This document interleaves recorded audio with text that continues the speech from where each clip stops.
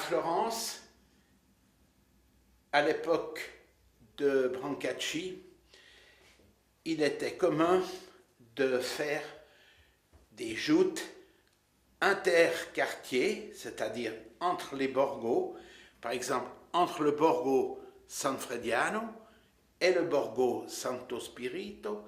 Alors on se faisait une joute, et ces joutes avec des très grosses balles, comme on pourrait voir là ici où ils l'ont croché en deux immeubles. Ces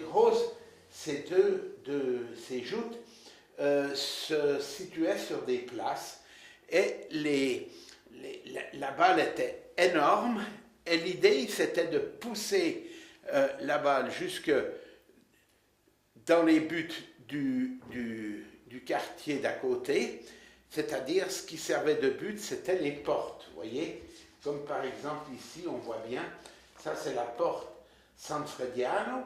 Alors ici, il y avait tout le terrain, et l'idée c'était de mettre cette grosse balle là-dedans.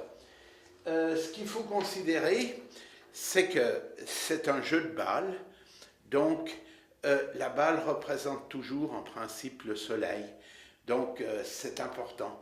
En plus, c'était une période où c'était une période révolutionnaire, c'est la République de Florence, donc on donne de l'importance aux quartiers, les quartiers s'affrontent les uns contre les autres, et pour que ce soit sympathique, eh bien, c'est avec ce jeu de balle.